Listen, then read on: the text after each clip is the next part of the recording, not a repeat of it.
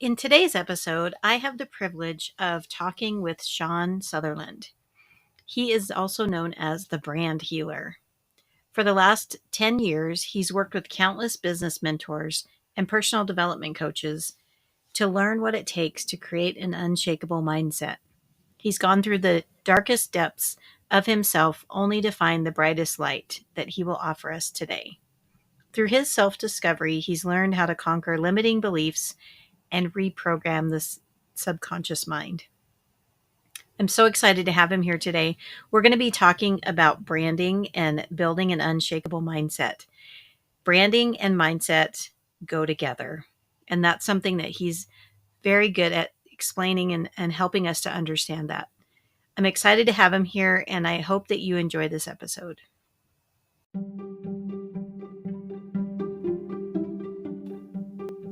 Hello, and welcome to Starting a Business Simplified. I'm Suzy, your host, and I look forward to helping you simplify starting a business.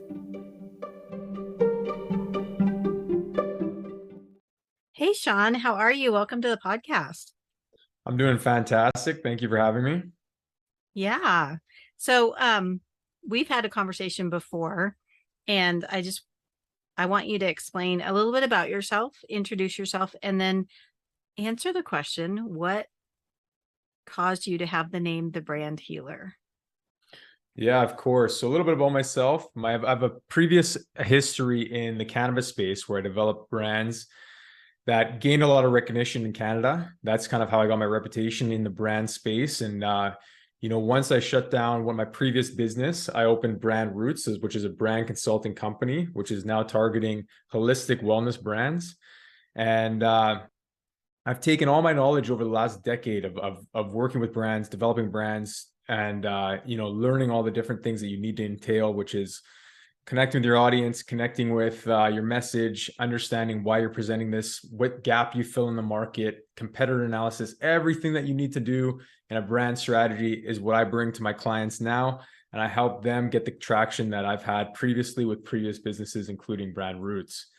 So the brand healer came about with it actually was given to me by a client. A client kind of looked at me and said, you know what you do is you find things that are out of alignment in a business and you bring them back into alignment, almost healing the business. So I work with a lot of businesses that have are taking their next steps. They're evolving businesses.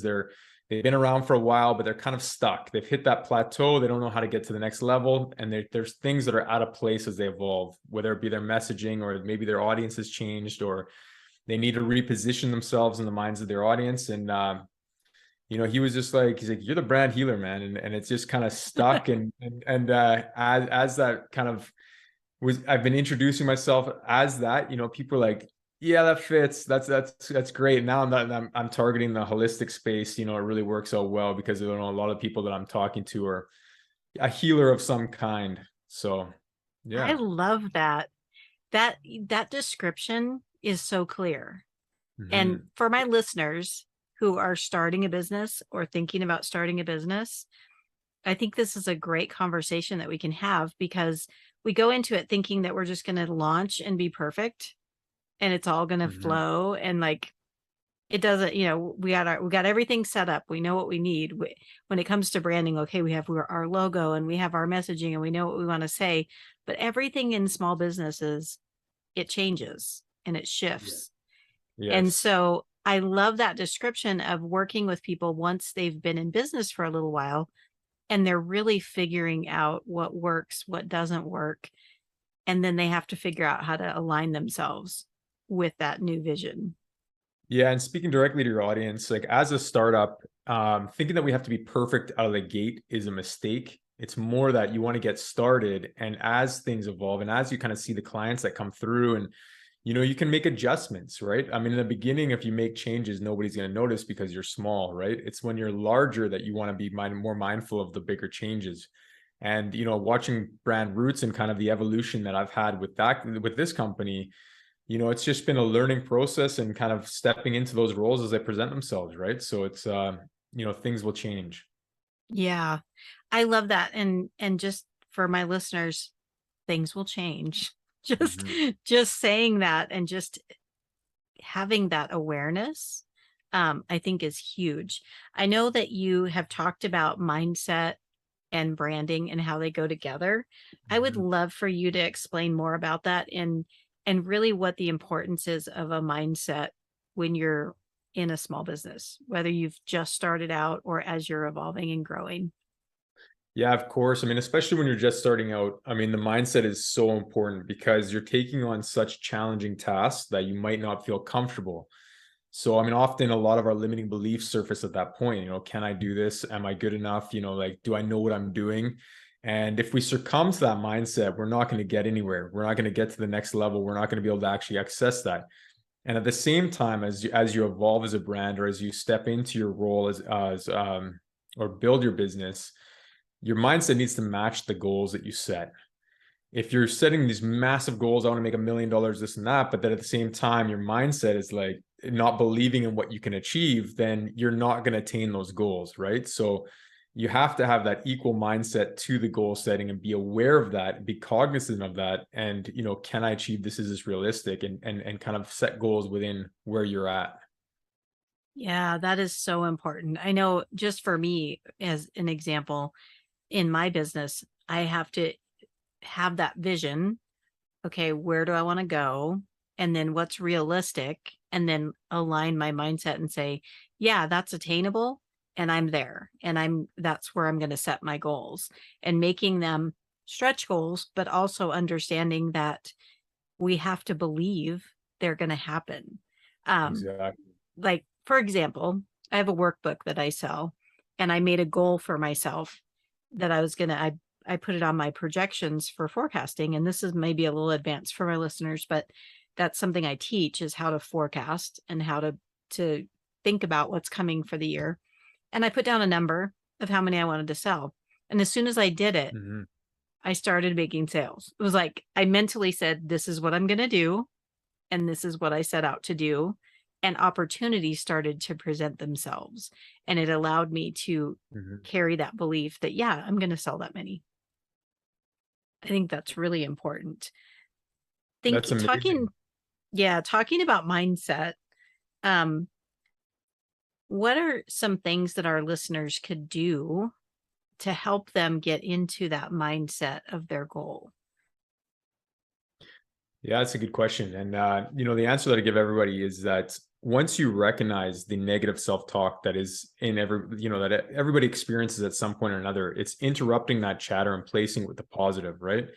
And if you are taking on goals that are really daunting, how can you break those down into micro goals where they're much more achievable? Because once you achieve a little bit of that goal, you build that momentum, right? So it's not setting, you can have the macro goal, but what are the micro goals to ascend to the macro goal, and then achieving those, and everything that you do. And I'm talking everything. Like I've, commend myself at this, is like, commend yourself when you're doing good things, right? And when you accomplish that micro goal, you know, take a minute and be like, wow, I got that. Like, that was awesome. I did really well there. And just put that positive self-talk in at all times. And eventually it just catches like wildfire. And then you'll find yourself talking so much more positive than negative because you witness all the great things you've done. Like, human beings are just so good at doing 10 things right and one thing wrong, but hyper focusing on that one wrong thing. Like, and instead of looking back and being like, wow, I did all 10 things right, but I missed one, let's focus on the positive instead of that one negative, because really it's a small percentage in what we're doing. I love that. That's so important. And those small micro goals are huge. One of my favorite books is Atomic Habits by James Clear, and I quote him constantly. But that's his concept, is improve 1% a day. Just Mhm. do, break down. And I think a good suggestion would be, when you have a goal, can you make it smaller? So once you Mhm. give yourself a goal, look at it, analyze it, and say, okay, this is my goal. How can I break that down and make it smaller? And then just do those small things. I love that. So what would you recommend when someone is thinking about a brand strategy? We talked about mindset, and we'll talk a little bit about brand and then how those two come together. as a beginner just starting out, what would you say is the most important thing around branding that a person could do? Yeah, that's actually where the name Brand Roots comes from. And for me, the most important thing is creating the foundation. You want a strong foundation from which to build, right? So what does that mean? It's understanding your target audience, what your message is, getting all your ducks in a row so that you know kind of what the brand message is, how it stands up, and how you're going to present it to other people so that your marketing is in line with it, right? So that before you even get a logo done, you should have an idea of what your message is.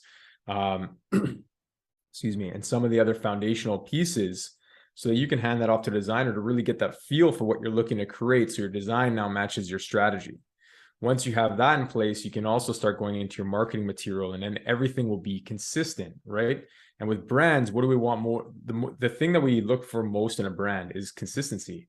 So does it show up in all these different places in a way that we recognize it so that we can build trust with that brand? If you think of all the big brands that you buy, generally it's based off a trust thing that you formed with them of the way they show up, and it's based off their values and how their values align with your values, and that's why we purchase from them, right? So it's understanding those bases and setting that strong foundation. I'm a huge proponent for foundation. Yeah, that's a really good suggestion for people when they do set the foundation for their branding, so I can understand, because that's really good information, and I'm like, that's a lot of information. Mhm. um what steps would you say, like what order should they tackle these things? Because we were just talking about goals and breaking them down. So if I was going to set up, you said wait on the logo, messaging first. Mhm. Am I understanding that? If I was going to do a bullet list, what would I list out in order of to do for branding? Yeah, good question. So first, it starts with an idea, right? So the idea of what you want to bring to an industry, right? And then for me, it's exploring that industry. So looking at the competitors of who's already in that industry, and creating a strategy that is different from the other competitors. We often will go to market thinking that we want to copy the big brands because they've had success, but really you just fall in the shadows and nobody will know who you are because it's already been done, and it's been done to such a high level that you don't set yourself up for success. So finding that kind of gap of how you're different in the market and understanding that, and then creating your messaging around that to bring that to your customer audience. There's obviously a lot of steps into brand strategy, so I'm not going to bullet each one of those. But then once you kind of create that basis of the brand strategy, hand that strategy off to a designer so they really get a feel for what you're looking to create. Because designers, I mean, they're so creative that when they hear like your message or your purpose or what you want to bring to the industry, then they create the design around that, right? So then it matches your strategy, and you're off the races on a really kind of aligned brand. That's really good. And that's something for my listeners to, it ties into everything that I do with my clients, is coming up with that beginning concept. Who are Mhm. you and what you do, and knowing what you do so that you can tell a designer and a marketing strategy person what it is that you want to offer to your audience, and what your beliefs are, what your values are as a business. And I think that gets forgotten. And when they just want to dive in and this is what I sell, and they don't have Yeah. the foundation, like you said, having that foundation. So now we have our mindset and we have our branding. How did those two come together? Well, I tell everybody that once you've been gone in the entrepreneur or solopreneur route, I mean, you need the mindset to get over the challenges that you're going to be faced with, and that comes with the brand strategy. Because as you implement your brand strategy, you're going to have to do things that are going to be outside your comfort zone, right? So when you get in those uncomfortable places, can your mindset help you get through those? Can you find comfort within the discomfort, right? So they're both play a pivotal role, that you can have the best branding and brand strategy, but if you come up to a hurdle and your mindset's like, I can't do this, you're not going to get very far in your business, right? So they have to kind of work together in the sense that they're helping each other advance the business, right? Yeah, and I love the when you have a strategy, it builds that confidence to help you with that mindset. Yes. As you're, and I'm learning this. I'm actually working with a web designer, content creator right now, and I'm finding she's coming up with things. And again, I have to align with what she's doing and say, okay, she's taking me to the next level. Am I ready for that? How am I dealing with that mentally? And bring myself up to her level, because she's doing everything amazing. And I recommend for people listening, find people, and I do recommendations and I share with my audience people that I work with. You'll hear people on the podcast. We have Shaun here today. Um, Find people that you can work with. We're not going to be able to do everything in our business. I can't Mhm. do all the things. I had to find people that I trusted and ask them to help me and hire people to help me.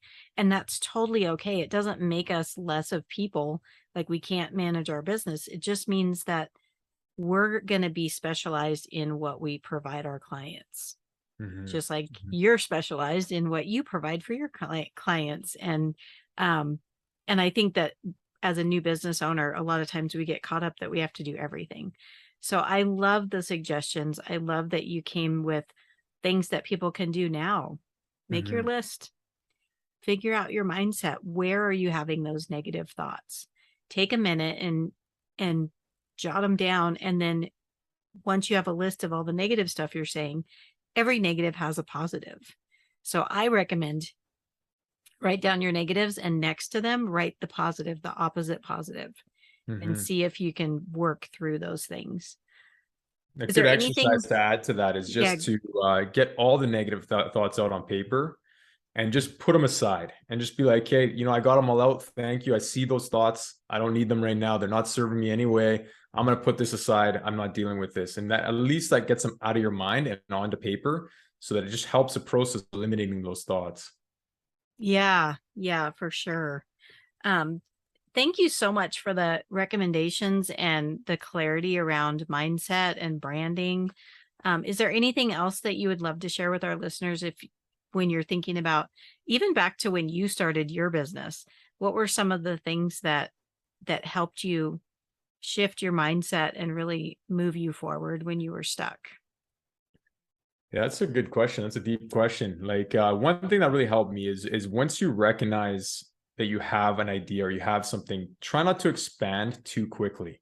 We often get so excited that we have an idea or especially a product, and then we want to add to our product line and we want to grow and everything.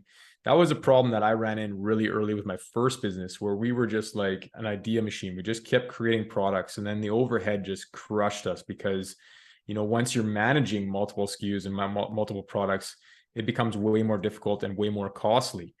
So, being mindful that it is a process, and at the same time, getting to a point where you're established in the business before expanding is a really strong point. And with the mindset piece, is just understanding that majority of the beliefs that we adopt are adopted from 0 to 7. So you're not everybody, but there's a lot of people that are running old programs running in the background. Like I can't do this. And if you can just check out from that and just separate yourself from that from a little bit and just start replacing those thoughts with positive, it'll make the biggest difference in your life, in your business. And it's just such a powerful technique. Yeah, that is so true. We do replay and we're very programmed. Our Very brains are programmed.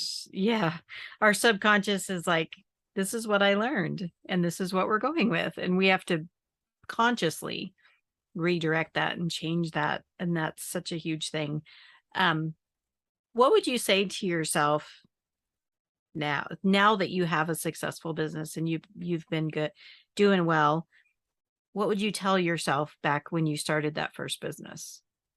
It would hammer home the point that I made earlier about creating that foundation. I mean, once you my first business, we had an idea and just kind of ran with it. We didn't actually set any parameters in any kind of outline of what we were trying to achieve. We didn't have goals. We didn't have anything that was really tangible to reflect back on, and that really hurt the first business. So I would go back and tell myself, get everything aligned with what you're trying to create, who you're trying to talk to, how you're going to talk to them, create that brand voice, create everything so that you understand and that your team understands and everybody's on the same page. That's great. And I'm going to put a little plug in for my listeners. I That's what I do. My business is business planning. That's really what I do. And that's the biggest thing that my clients come to me with. They're like, I want to start a business. I have this great idea. I'm like, okay, what's your plan? And they're Hmm. like, I'm not sure. So that's exactly what I do. I actually walk people through from their business idea and all the way through every aspect of a business, from marketing to operations to finances. We talk about all of it and we just get it out. And then from that point, then they can start implementing and they can Hmm. take and fill in the blanks with people that they need to hire to help them. So that I love that you have been able to be honest with the audience and just be like, hey, this is how it is. And it's hard, but It is we hard. have tools. We do have tools that we can use. I love this conversation and I love that you've offered some really good takeaways. If someone had any questions, how would they be able to reach out to you? Yeah, of course. You can find me at www.yourbrandroots.com, and I offer free 30-minute discovery calls. So, I mean, feel free to reach out, have that call with me. We can learn more about each other's businesses and how I can be of service. You can also find me on Instagram, again, at Your Brand Roots, and, DM me with any questions and, just have a conversation. I love meeting new people. I love hearing people's ideas and kind of what their strategy is to go to market. So, I'm a very easy going guy, and let's just have a conversation. Awesome. Thanks so much, Shaun, for being here and being on the podcast. And for my listeners out there, just remember, keep it simple.